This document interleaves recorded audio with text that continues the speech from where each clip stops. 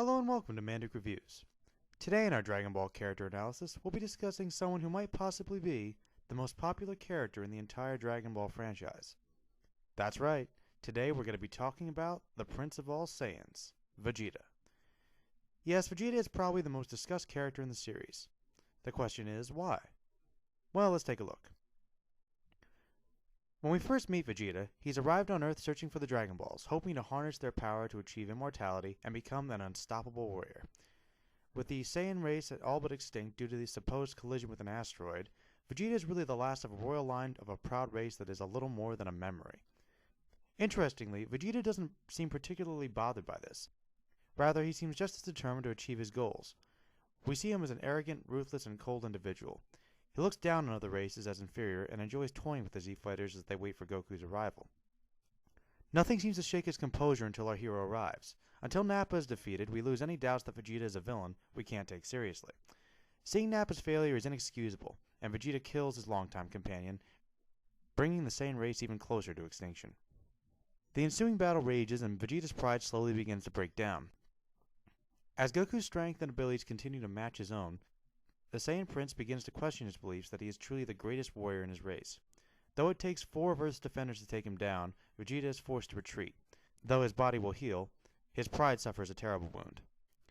Events on Namek involve a battle of wits as Vegeta is involved in an intense cat-and-mouse game between himself, our heroes, and the forces of his master, Lord Frieza. As the situation worsens, Vegeta is forced to team up with his old enemies. Keep in mind, this is purely a strategic act on his part, as he plans to kill Gohan and the others as soon as Frieza is defeated.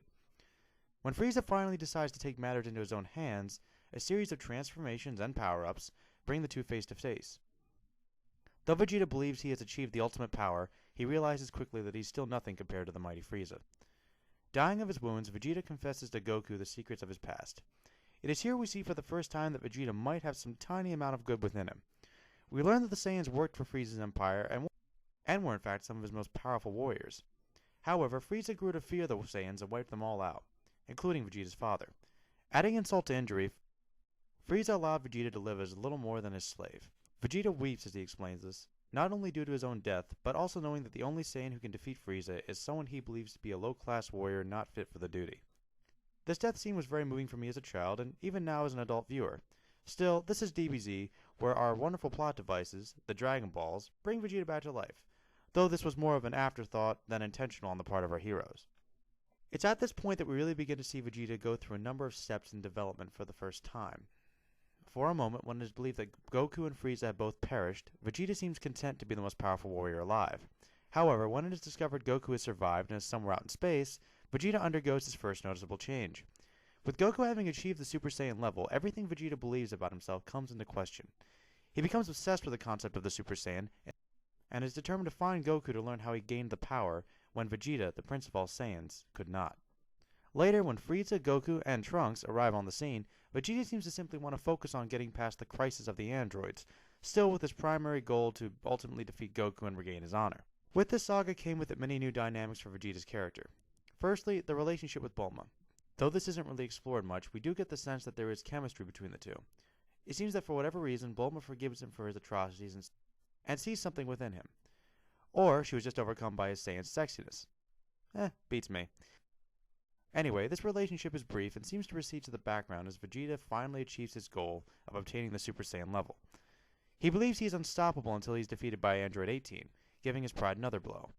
This time the Prince of Saiyans is beaten not only by a mere machine, but a female model at that. Unshaken, Vegeta begins to train in the hyperbolic time chamber with his future version of his son, Trunks. We don't know much about this training, but we do see that the father and son have gotten a bit closer and have gained each other's respect on some level. This becomes important later. In the battle with Cell, Vegeta is powered up once more and wipes the floor with our villain. However, the clever villain uses Vegeta's pride against him, and explains that if Cell never reaches his final form, Vegeta will never be able to test the limits of his power. This works, and as the audience would expect, Vegeta is knocked out cold after a brief fight with Perfect Cell. Go figure.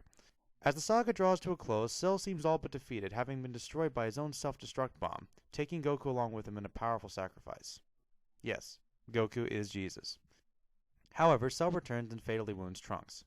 This moment causes Vegeta to snap. For the first time in his life, we see that Vegeta actually cares for someone, as he attempts to attack the android but to no avail. Finally, when all hope seems lost, Vegeta stepped in and helped Gohan defeat Cell.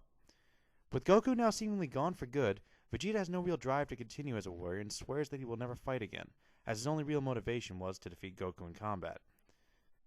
7 years pass, and it seems that Vegeta, though brutish, has gotten used to his new home and even got more comfortable with the idea of a family, actually being involved in his son's life. However, with the arrival of Babidi, Earth is put in danger again, and Goku is temporarily brought back to life. The alien wizard sees the evil dwelling deep inside Vegeta and uses his desires for revenge on Goku to take control of his mind. In the battle between the two Saiyans, we see that Vegeta has taken the success of Goku and Gohan personally, seeing them as an insult to his Saiyan pride. He even convinces himself for a moment that his helping of the humans and his love for his family have made him weak, and he has welcomed Babidi's spell as it returned him to his former glory. Thankfully, Vegeta comes to his senses and faces down the monster Buu. Naturally, it isn't enough, and Vegeta makes the ultimate sacrifice to save Earth, finally realizing the value of all he has. He does this not only with the full knowledge that he will give his own life, but that he will not have the same reward in the other world that Goku had. Of course, Vegeta isn't gone for good and aids Goku in the fight with Buu, finally overcoming his hatred for Goku and accepting his natural abilities as a warrior. Vegeta was always my favorite character along with Piccolo when I was younger. I think I just admired his badass attitude and his unflinching desire to get what he wanted. Also, I think that his development might be the most prominent in DBZ, at least on the surface. He was a rather complex and compelling character, perhaps made mostly interesting by his flaws, which can be true in even real-life terms. As I've gotten older, I don't like Vegeta quite as much as the other characters, but I still love him. He started off as a ruthless villain, evolved into a conflicted anti-hero, and eventually became a tragic hero in the end. Well, that's my spin on Vegeta. If you have any questions or comments, please feel free to leave them, and if you like what you saw, then subscribe. Thanks again for all your support.